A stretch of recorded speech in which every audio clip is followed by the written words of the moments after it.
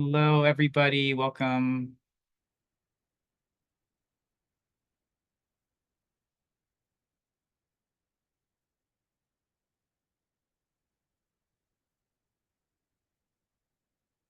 You're just going to wait another 30 seconds while people enter the Zoom room.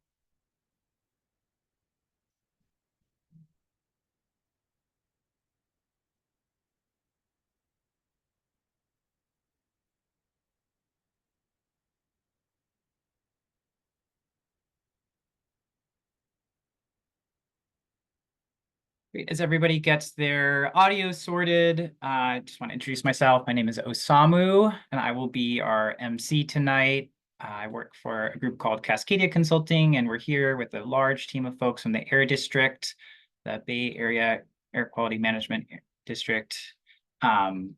We have a slide here about how to use different Zoom functions. So please make sure that you stay muted while we're in this main session, but you will have an opportunity to unmute towards the middle and end of our event to share comments. You can turn your video on if you want to with this video icon. You can see others by clicking on the little participants button. And you can also rename yourself with your name and any group you're affiliated with and your pronouns if you want to. And then there's a chat function, and we'd encourage you to go ahead and whenever you have a question or a comment tonight, feel free to put that into the chat, and I will be monitoring that, and we'll have some other folks making sure that we're catching things there. And then finally, we've got the reactions. So feel free to emote away. You've got applause and hearts, and you can also raise your hand, which will be a really helpful function, both during the Q&A sessions and also during the breakout rooms. So we still have people coming in, but I'm going to go ahead and just start because we have a lot to get to. So welcome. This is our kickoff public workshop for the Bay Area Regional Climate Action Plan's second phase. We have our project website down here. And again, here's these Zoom functions. We want to note that the Air District will be recording this public workshop up until we get to the breakout rooms. If you are having technical problems, please message Kenta Hikino, who you can find in the participant list or in the chat. And then you can click message. We can also come to you if you raise your hand if the chat function is a little bit too complicated to figure out. Right. Oops, sorry, that's for this. So yes, the raise hand button again. Great. And please feel free to introduce yourself by putting your name, location in the Bay, and any affiliations you have or groups that you are associated with in the chat. We're so excited to have everybody here with us this evening. Great. With that, I would like to introduce, first the agenda. So we'll have some opening remarks by Wendy Goodfriend, who is the Director of Planning and Climate Protection for the Air District. We will give a little brief overview of the BARCAP initiative, the Bay Area Regional Climate Action Plan initiative. We will have a short Q&A about that, and then do a little bit of live polling to get people really active and engaged and make sure we're not getting sleepy. You know, it's been a long day at work for most of us. We've got another short presentation about the progress that has been made as part of this planning initiative, and then another little Q&A and some more polling questions before we get to our final visioning activity, which will be in breakout rooms. And we'd really encourage you to stay for that because we've put a lot of thought into the kind of questions we want to ask and hear from you about. Great. And with that, I'm going to hand things over to Wendy Goodfriend, who's the Director of Planning and Climate Protection at the Bay Area Air Quality Management District. She has been with the agency for 5 years and used to work for the City of San Francisco's Department of Environment as the Climate, Green Building, and Environmental Justice Program Manager, and for the Bay Conservation and Development Commission as a co-lead of the Adapting to Rising Tides project. So Wendy, please feel free to unmute. Yes, thank you and welcome everybody. It's so nice to have such a big crowd here at the end of the day. So I have the privilege of introducing you to the project and the team. And so I just wanted to let you know that the BARCAP Planning Initiative is a unique opportunity for us to come together across different levels of government with communities, organizations, and partners to have a conversation about the Bay Area's future. And we invite you to join us in this action-focused dialogue centered on how we move towards carbon neutrality in ways that benefit everyone, especially frontline communities. And so while many of you are likely familiar with the Air District and the work we do, some of you may not be. So I wanted just to provide a little bit of background on the Air District. We're a regional agency. We serve 9 counties of the Bay Area, and we are first and foremost a public health agency. We address public health using a variety of tools to reduce air pollution, including greenhouse gases. And I want to invite you to take a look at the agency's first strategic plan. It's available on our Air District website, and it really speaks to the mission, the vision, and the values of the agency. So what you'll find in the strategic plan when you take a peek is you'll see that there is a focus on climate solutions.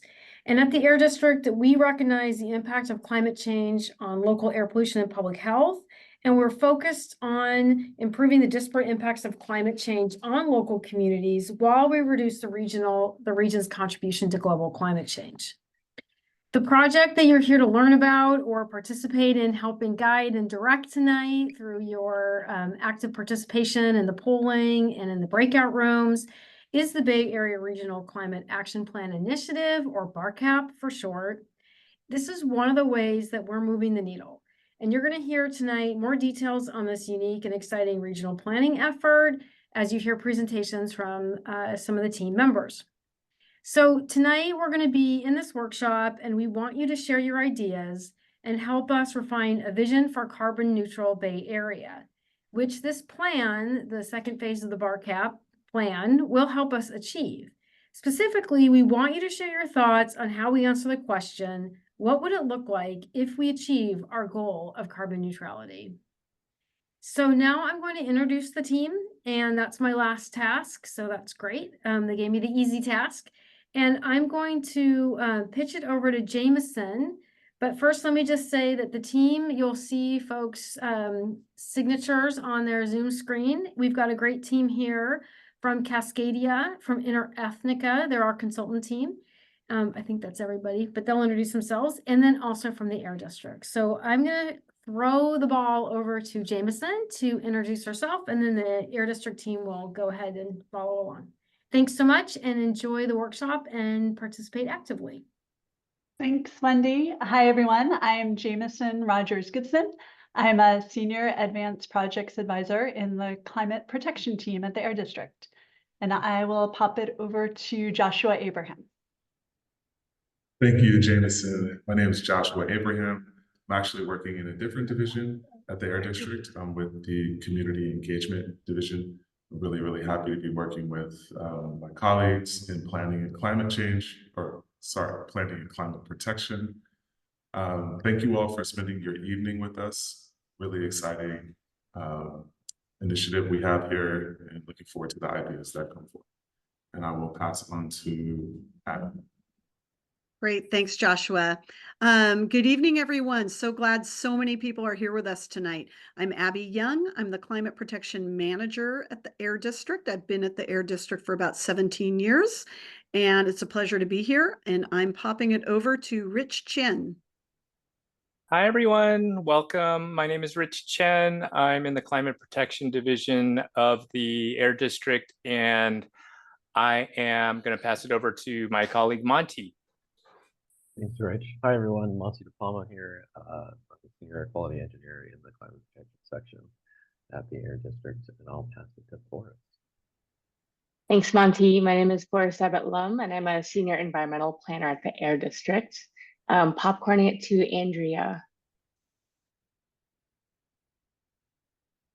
Good evening. My name is Andrea Gordon. I'm with the Air Quality Planning Division, and I will be, I'm happy to be here this evening, and I will be popcorning it over to Ellie. Hi all, my name is Ellie Prishunkula. I am a Civic Spark Fellow working with the Air District. Very excited to be here, and I feel like I'm the last one. If not, apologies.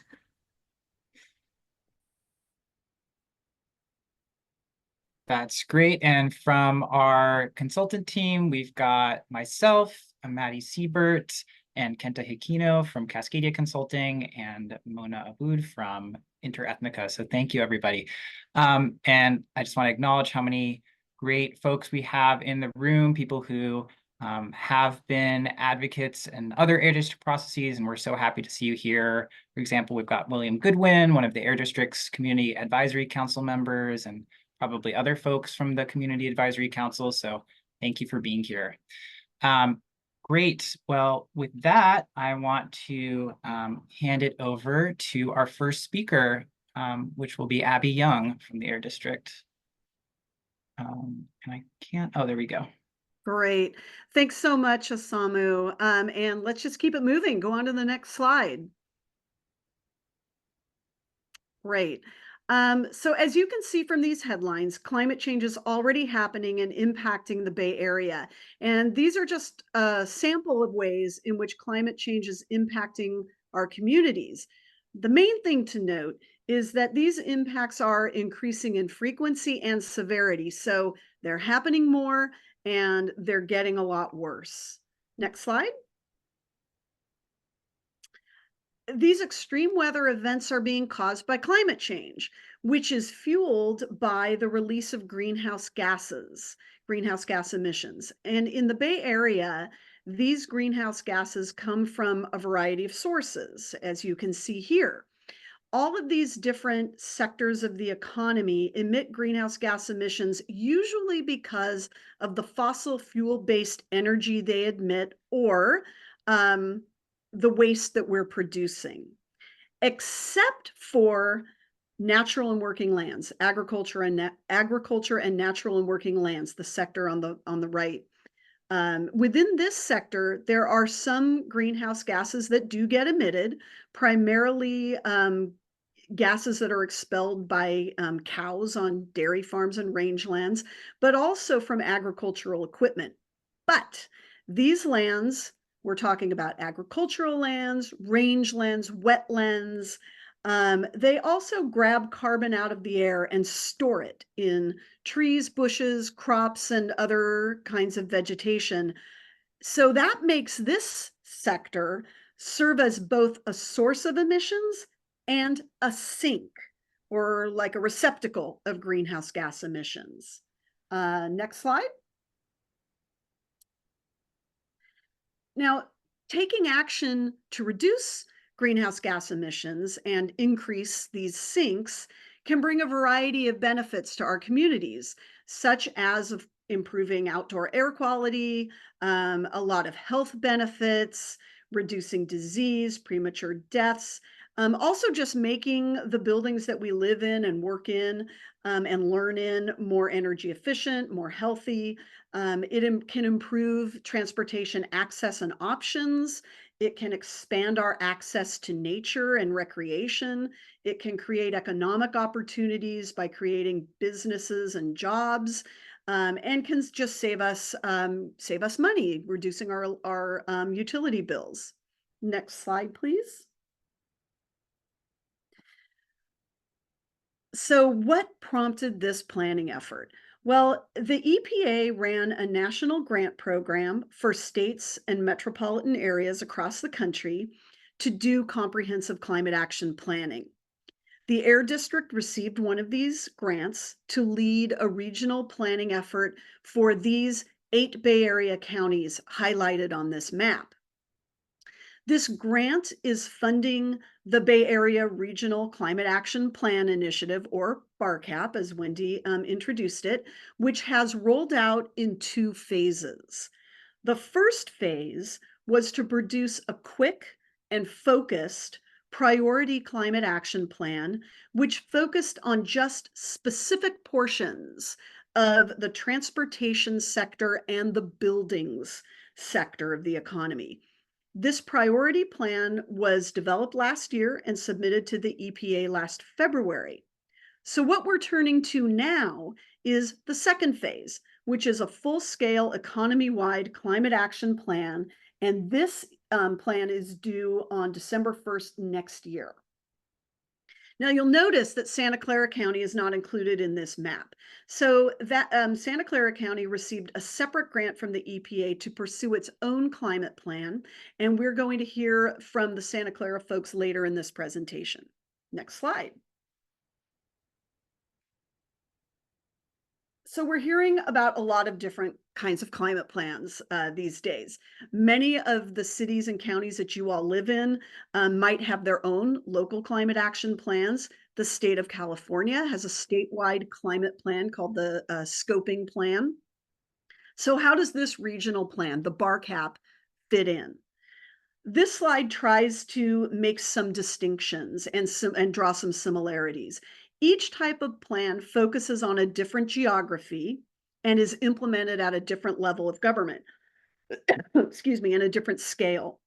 But all of them are focused on reducing greenhouse gas emissions. These different levels of government have different authorities and different abilities to control or influence greenhouse gas emissions, so they tend to focus on different types of solutions and strategies. Next slide. So the BARCAP, the Bay Area Regional Climate Action Plan, this initiative has 4 overarching goals. And I'm going to explain each of these over the next few slides. So if you don't memorize them all in just now, that's okay. Next slide. Thank you. Goal 1, reduce the Bay Area's contribution to climate change to help achieve carbon neutrality by 2045.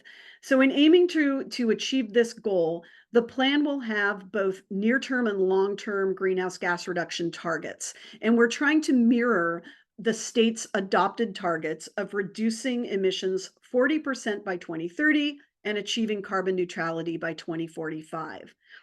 Carbon neutrality, if you're not familiar with the term, is when the carbon sinks that we saw in the earlier slide equal out, they're sucking in an equal amount of the emissions we are putting out into the atmosphere. So that's how we achieve neutrality. Now, we're not completely alone in meeting these targets. There are a host of federal and state and local policies that will also help us get there. Next slide. A dominant theme of the BARCAP is protecting the climate while bringing benefits to frontline communities. And we use the term frontline communities to mean those that bear the brunt of the impacts from fossil fuel dependence and often experience the most immediate and worst impacts of climate change. Now, to determine where those communities are, we started out by using the EPA's designated tool for this grant. And then we expanded to include additional communities that are the focus of other regional planning efforts. And I encourage you, and maybe somebody from the planning team can stick this link into the chat somewhere. I encourage you to visit this online map to get a better view of where these communities are. Next slide. So this plan is all about regional action, to identify regional measures that can facilitate the implementation of climate plans at both the state and local levels, and also unlock and overcome barriers that might be impeding local action. Through this initiative, we're striving to form committed partnerships to ensure that this is not just a plan that sits on a shelf, but rather one that will be implemented. So we will be forming the necessary partnerships to facilitate actually implementing the measures in this plan. Next slide, please. Great. Thank you. Throughout this process from phase 1 last year and continuing now into phase 2, this initiative has been guided by an advisory work group that's composed of staff from the regional agencies, all the different 8 counties in the planning area, plus the city of Oakland, and a number of community-based and community-serving organizations that you see listed here. Next slide, please. We're also using this plan as an opportunity to identify and discuss issues that span elements of the plan and span these different economic sectors, such as some of these cross-cutting issues might be job creation and workforce development, or talking about emerging technologies or important resilience benefits. And I think with that brief overview, and these slides, I know they're already posted on our website, so you can look at these after this workshop's over. And I think my job is to return it back over to Asamu.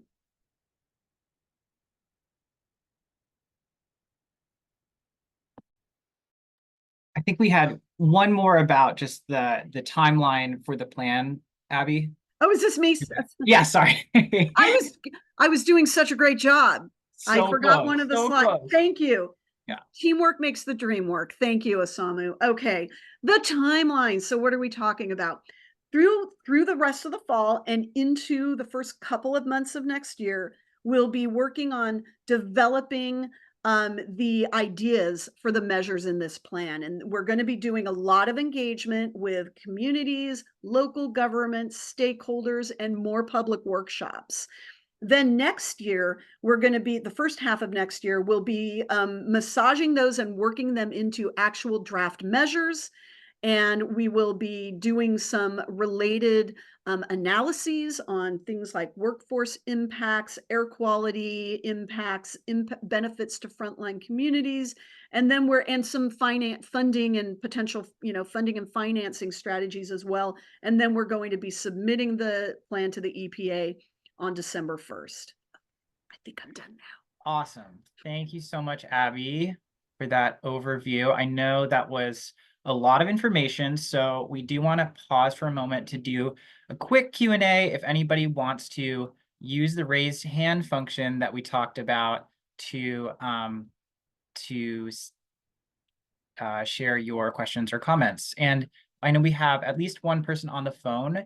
And so for that person, I'd invite you to you can use *6 to come off mute. We do have 2 folks with their hands raised. So I'm going to take Tim first and then Chris. And then after that, we'll see how we're doing in terms of time. But yeah, Tim, please go ahead and unmute and ask your question. Terrific. This is Tim Frank, and I represent the building trades and represented them in the commentary on in the run up to the development of your rules 9496, which are key pieces of, I would imagine, your climate action plan. I noticed that there's no one representing the building trades specifically. I understand there's some adjacent advocacy organizations that sort of care a bit about labor, but they're not the same as representing actual workers, the direct representatives of workers. And I actually think on the advisory committee, it would be useful if you would incorporate somebody from the building trades. And if I would recommend consulting with the building trades actively when you're working on developing the workforce impacts analysis, because we do have things to say that I think are quite constructive. That's great. Thank you, Tim. Thank you. Yeah, that's a great suggestion. Great. We're going to go to Chris now, and then Michael and Stephen. And just for purposes of time, we might have to call it there and save the rest for the next round of Q&A. Okay, Chris, please go ahead. Thanks. I'm Chris Benz. I'm with Napa Climate Now, the 350 Bay Area organization for Napa County. And Napa County is developing a regional climate action plan for the county and all its jurisdictions. And one of the things that we've done with that is to try to do a carbon sequestration inventory, because when we're talking about carbon neutrality, we're not talking about zero emissions. It's emissions, plus the carbon sequestration. So my question is, how will the plan be looking at carbon sequestration? Because that is really tricky. Thank you. Without getting into a methodological discussion, we are absolutely going to be including in a quantitative that will be part of our inventory to be looking at the sequestration in the sinks. Yep. Great. Michael and then Stephen. Yeah, thank you very much. My first question is that in your introduction to this presentation, you talked about net zero, or you call it neutrality. But the fact is that the climate scientists tell us that we have two requirements, and net zero is around 2045. But 2030, which you do mention in this presentation, but at the top level, you didn't mention it. And also, it seems like there's too much talk about 2045, because 2030 is just as much a climate stabilization requirement as is 2045. In other words, I don't think the IPCC is wrong in all they're working on 1 year, 2030, because if we fail there, it's over. The climate will destabilize, things will get out of our hands. Even if we were to somehow or other magically get our emissions to zero, it will be too late. The Secretary General of the UN says we're dangerously close to the point of no return. We're solidly on a path to an unlivable planet. And I think the fact that this unlivable planet, human extinction, mass starvation, those kind of things, I think you're watering down the reality. That's why it's the Secretary General also said we have a code red climate emergency. He didn't say climate emergency. He said code red. I mean, he is trying to raise the flag, but it just doesn't seem to be working. And my final comment is the importance of the CARB scoping plan, because they actually did it right. I mean, they came up with a driving reduction of 25% by 2030 with respect to 2019, 25%. Now, you know, before they were talking 19%. I'm sorry, Michael, I'm gonna have to cut you off, but thank you so much for reminding us about the urgency and the really like the timeline that we're on here. We really appreciate that. Yeah, and the importance of the CARB scoping plan. That's the only thing. And that too. Thank you. Thank you. Yes, thank you so much. We actually have in the next presentation moment to talk about the connection to state planning as well. Stephen, please go ahead and yeah. Thanks for the comment. I have a possibility of commenting. Yeah, I was just occurred to me during Tim Frank's comment that there are also no people from the climate movement involved in your advisory panel. There are a lot of organizations in the Bay Area that have been involved in fighting for better climate. And of course, 9.4 and 9.6 were very important for the climate, but they were based on control of toxic air contaminants and had the rules and regulations were not based on anything to do with global warming. So I think this is a really big step in the right direction. And I think we need to make sure and get our facts straight, as Michael Bullock was just pointing out, that we have to take real actions that will have significant impact on climate and not especially take wrong actions. Thank you. Thank you so much, Stephen. And we mentioned that the County of Santa Clara has a concurrent climate action planning process, which is one of these local planning initiatives that we are coordinating with for this regional plan. Folks from Santa Clara, are you with us here today? And do you want to come off mute and say hi and just briefly plug how people can get involved with your plan? Hi, yes. Thank you so much for this opportunity. My name is Gilly Corral. I'm Sustainability Manager with the County of Santa Clara Office of Sustainability and Resilience. And we just heard a very, very wonderful detailed overview of the CCAP process by Abby earlier for the Air District side. If you think about that process and shrink it down to 2 counties, that's what we're working on for our metropolitan statistical area. So the County of Santa Clara and the County of San Benito are pushed together for our comprehensive climate action plan. And we're on a very similar timeline as the Air District in completing that. Thank you for that acronym check there. Please do pull me back if I talk in acronyms. So we are, it can get a little confusing with the many different plans, but it just so happens that the County of Santa Clara was simultaneously already pushing forward its own county climate action plan, which we call our roadmap. And that climate roadmap, we've actually just presented to our County Sustainability Commission last week. And it has a carbon neutrality goal for the unincorporated areas of our county by 2035. We plan to take our county's climate action roadmap, as well as the County of San Benito is developing its own county roadmap for climate action. And we're pulling all of this together under this comprehensive climate action plan. And the way we're seeing this EPA grant, we were given a grant by the EPA of $1 million for our planning efforts.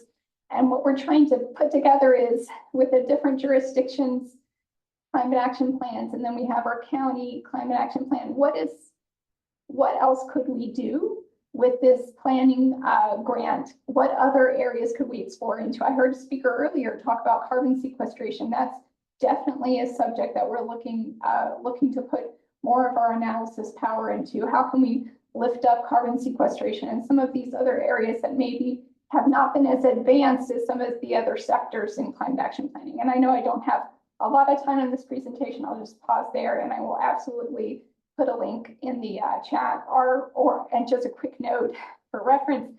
You'll get a link to what's called the Santa Clara County Climate Collaborative, which is a lot of C's. This is the network that we're driving a lot of our planning work through. So we have a work group of that collaborative. It's a group of jurisdictions and academic organizations, nonprofits locally. We're driving a lot of that planning work through that collaborative. So I'll drop a link in the chat so you can stay connected with our work as well. Thank you. Great. Thank you so much for being here tonight. And we will, would love it if you could put those links in the chat. Okay, we are going to do a really quick just poll to see who is in the room. And this will also be kind of a dry run for our next set of polls where we'll ask some more questions. Can people see this okay?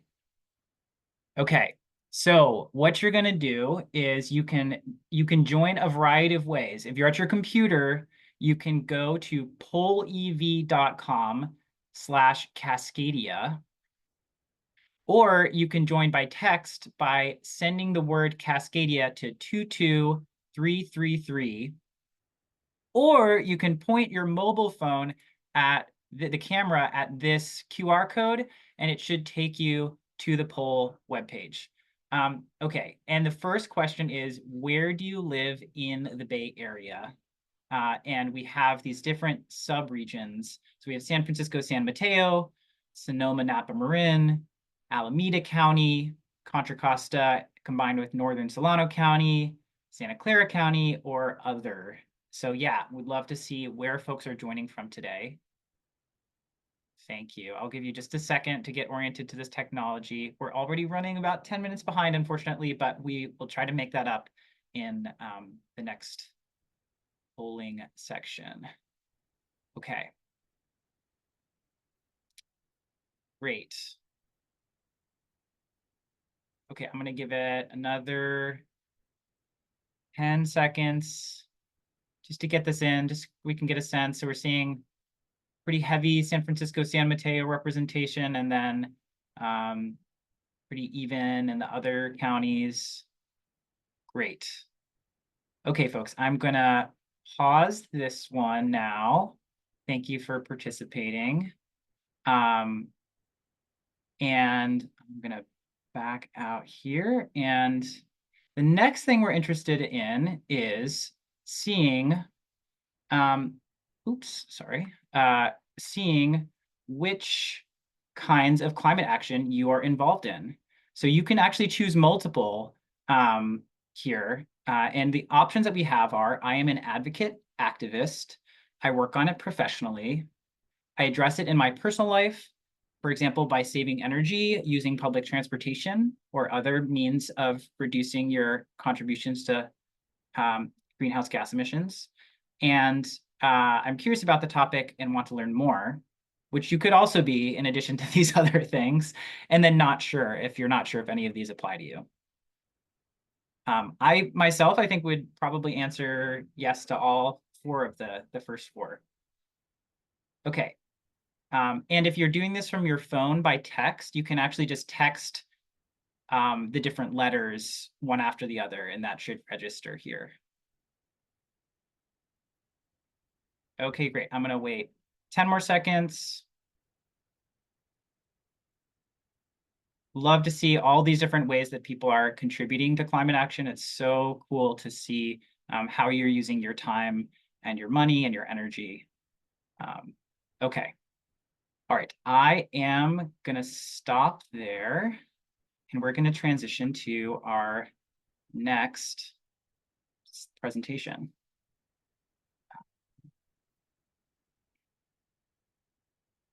Oh, and actually, we also have one other ask of you. It is a totally optional and anonymous survey where you can give feedback on this event, on how accessible we've made it, on how we've structured it, and also share your personal demographics. And this will help us make sure that we're really reaching all of the Bay with our engagement for this planning process.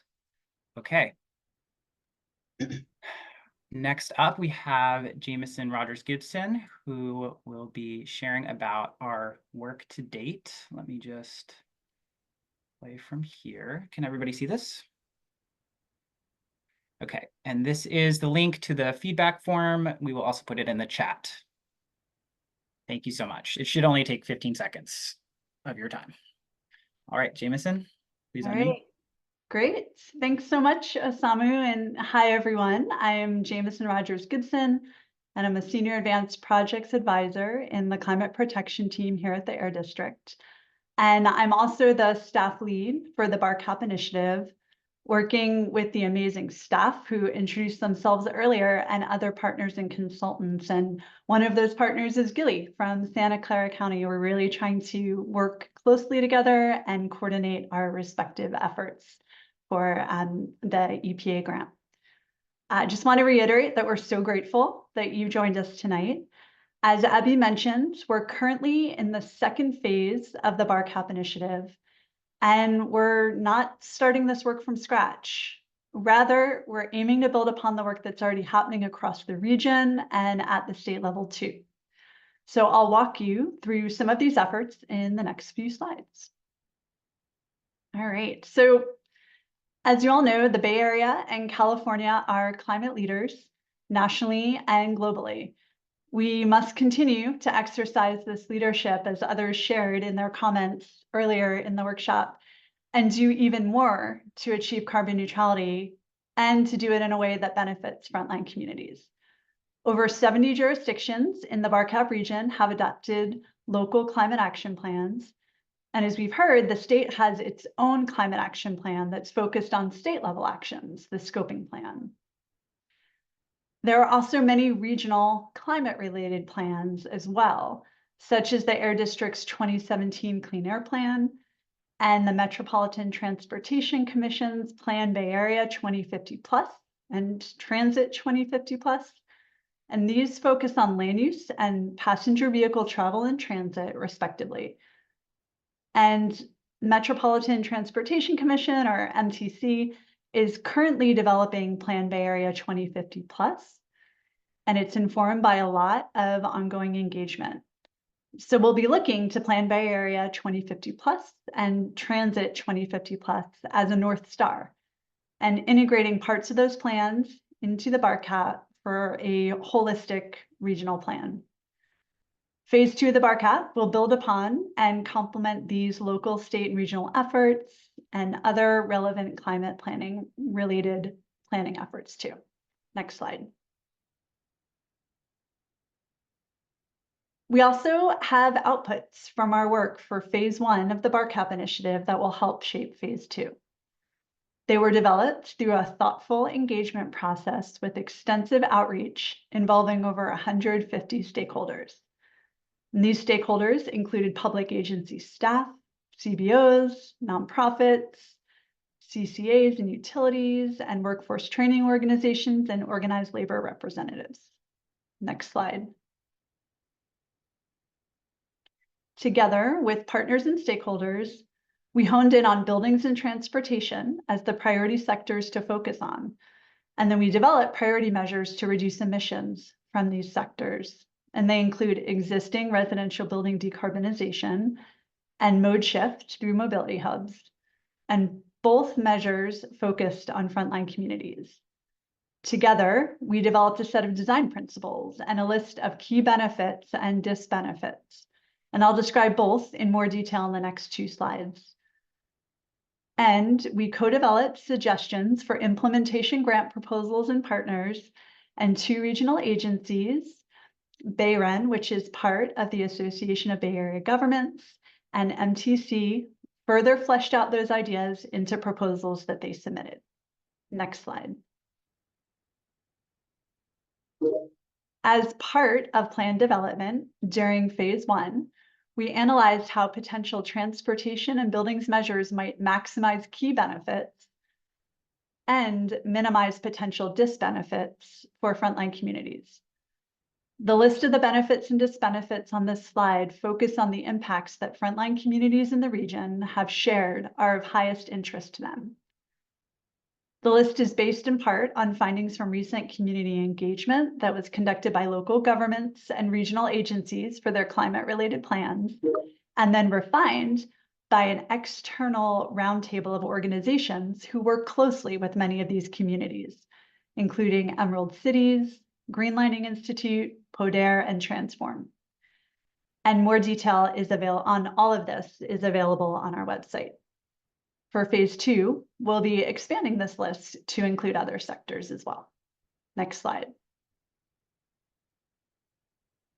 Another key output is the design principles for measure development, which we developed with our advisory work group and other stakeholders, and was finalized by the external roundtable that I mentioned on the previous slide.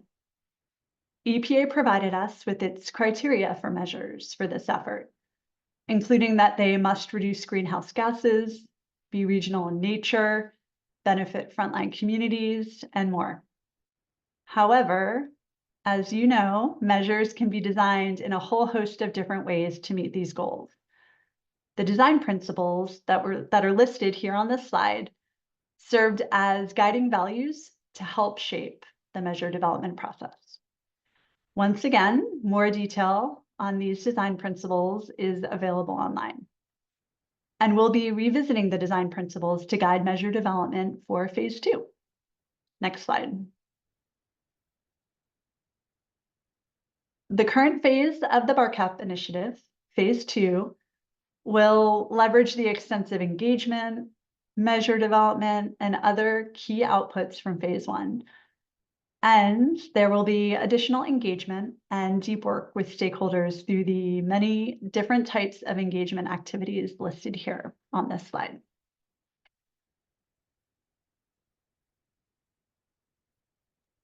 Great. Thank you so much, Jameson. We will take, I think we have time for 2 questions or comments now. Please feel free to raise your hand, or if you're on the phone, you can just hit *6 and just start talking, and we'll get you in the queue that way. Lisa, yeah, go ahead. Hi, my question, I'm not sure if I'm going to explain this right, but I'm kind of wondering about the emissions leakage that could come from if people either move away from the Bay Area or choose not to live in the Bay Area because housing is too expensive. Then is there a way within the quantitative methodology to account for that, so we're not just counting that as a win for not getting those emissions here, even if it's causing like overall global emissions to be higher because they're having to use more electricity to heat and cool their home or have more VMT or something like that?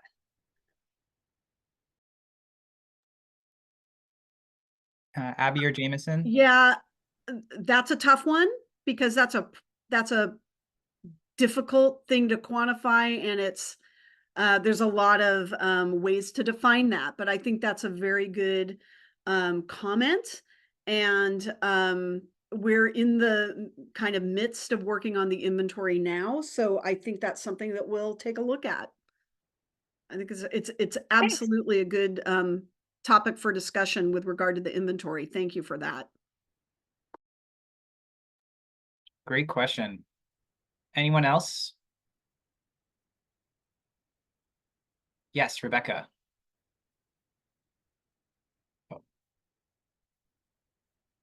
You can go ahead and come off mute, Rebecca, I think, if you. Yes, and can you let us know more about how you intend to engage with the public? I noticed you mentioned workshops. Are there other means, especially for folks who perhaps are not here tonight, but have input? Definitely. I can actually Yeah. take that, Abby, if you want. There you go. Yeah, thanks, Rebecca. This is just our first workshop. We're planning at least one more.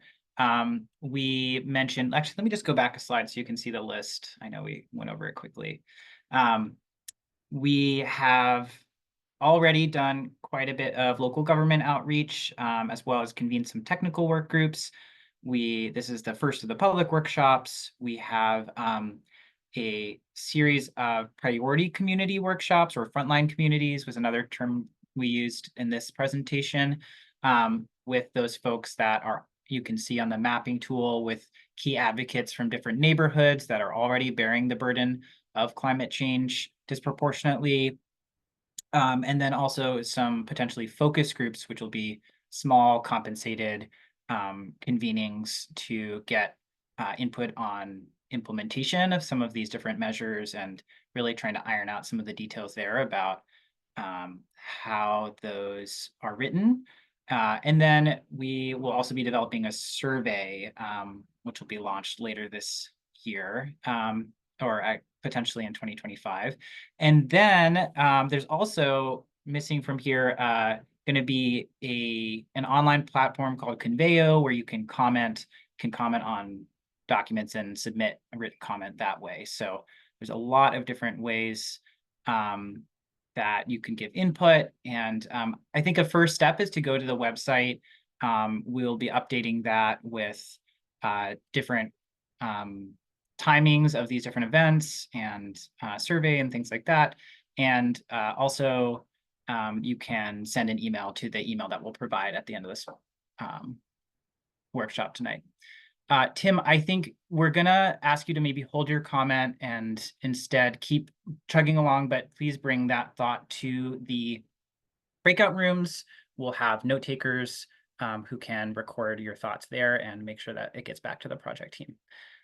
Thank you so much, everybody. I see we have a comment in the chat about the frontline communities methodology, and you can actually see where those different neighborhood designations are coming from. So there's a number of different regulatory and planning related designations that have been used to create that definition.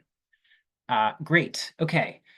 With that, I'm going to take us to one more set of polling questions, and then we will go into breakout rooms. And we've actually made back the time. So I apologize if we made that back by talking super fast, but I hope everybody is following along.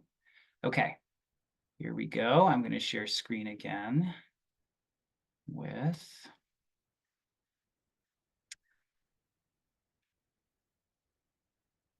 Oh, actually, Jameson, I'm sorry. Am I getting the order wrong? Did we want to talk about vision first? I think we've got polling and then Okay, great. for the breakout. Okay, awesome. So our next question for you all is, in 2050, please finish the sentence. In 2050, I want the Bay Area to be blank. And this will create a little word cloud for us tonight. And you can hyphenate. This is a key. Here's a little tip. One, you can turn your phone sideways if you're doing this on your phone, and it might be easier to see the polling page. Two, if you hyphenate your submissions, it will keep the terms together. So if you want net, so you can see 0 here is becoming its own word. If you do net dash 0, oh, like somebody's figured out all dash electric. Really nice job. And a reminder, you can do this on a website, or you can just text your submission to this word cloud to 22333 after you text the word Cascadia. Yes.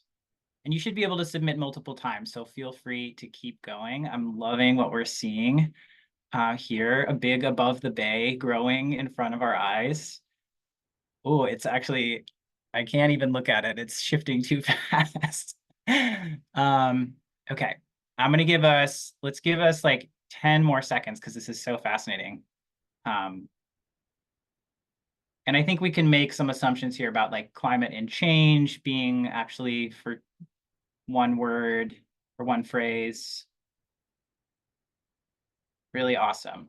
Okay, keep it coming. 3 more seconds. All right. Thank you for that. So we got the creative juices flowing. Thank you. That was the whole goal. I'm gonna pause that now.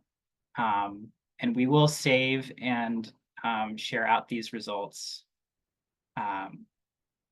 Or you'll see it in the recording when we post the recording.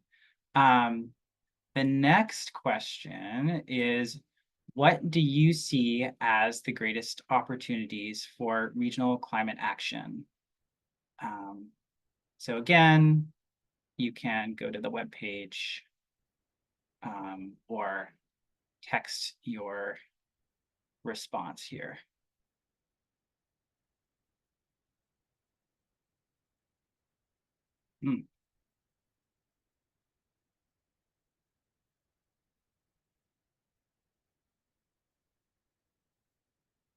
Active transportation, transit planning, we're seeing, I think, a theme there. Ooh, nice. Bridging the gap between state and local plans. Love it. 2 different EV fans. Building electrification, awesome, thank you. More building stuff. More EVs. Great. I think actually for this one, you don't need to hyphenate. Correct me if I'm wrong, Kenta. Yeah, no need for hyphenation. Cool. And the same thing for the next one. Okay, all right. So we've got our golden opportunities here. Really appreciate the great ideas. I am gonna, addressing historic inequities, awesome. I'm gonna give us, we'll say 5 more seconds for you to wrap up your big long comments.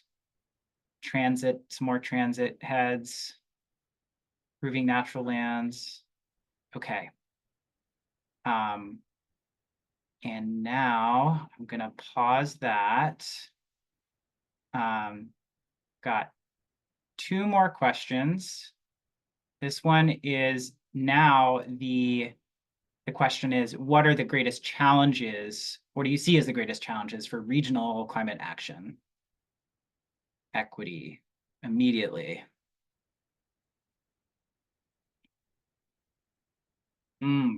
Cost, adaptation, funding, money, always comes up.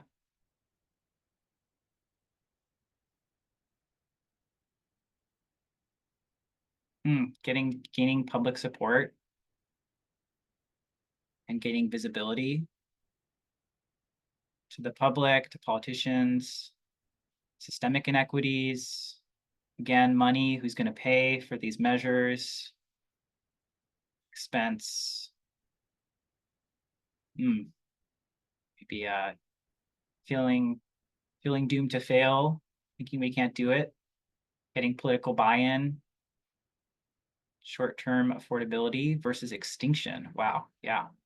Okay, all right, thank you for these ideas. Definitely some big barriers, big challenges. And, I think Abby mentioned that we have plans to make sure that funding is one of the things, and potential strategies for funding is one of the things that the plan will include. Okay, and one more poll. Oh no, I stopped sharing, sorry. One more poll. That is it. Okay. All right. This one, we're going to ask you to select up to 3 of the benefits of climate action that you feel are most important to you. And just note, we asked you a similar question earlier. So if you had something that's not on the list that you wanted in, you can put it in the chat. You can feel reassured that we got it in the last 2 questions before this. But yeah, you can vote up to 3 times.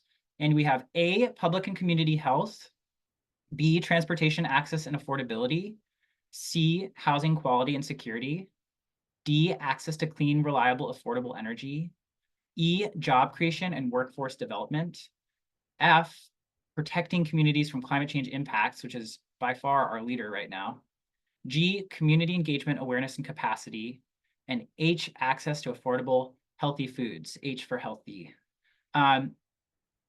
Thank you. Yes, I think we're figuring it out. You can vote multiple times on up to 3 of these. I'm going to give it just one more second, but I think it seems like we have some highest priorities. And, we know all of these things are super important. This is just, we're curious about you in particular and what your biggest priorities are. Okay. Thank you so much, everybody. I am gonna pause it there. And we are doing really well on time. So we have the time that we were hoping we would for breakout rooms. But I am gonna hand it back over to Jameson for 1 second to share the Air District's vision. And then we will do our breakout room activity. So. Thanks, Asana.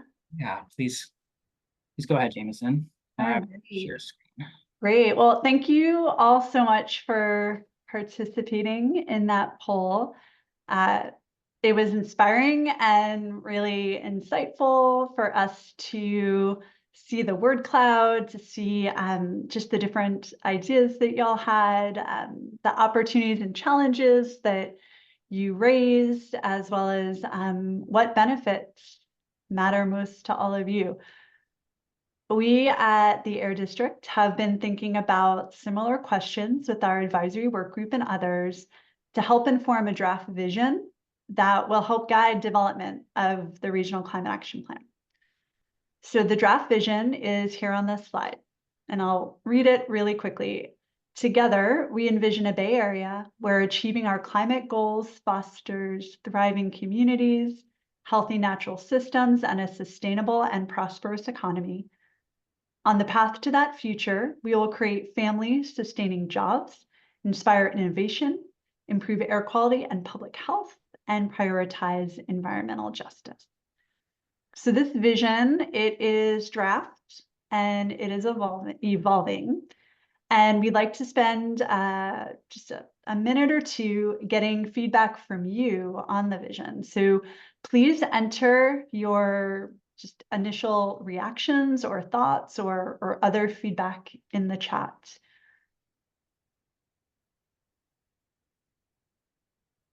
Great. We'll leave this up for just 1 minute so you can kind of react to that. And then we'd love you to bring your thoughts and your vision to the breakout room activity in just 1 second.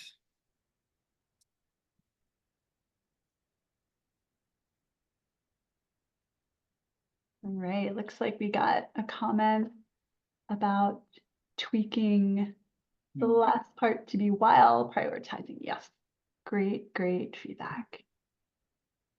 Thank you.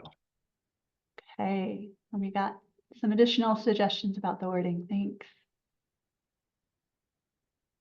This is all really helpful feedback. Thank you.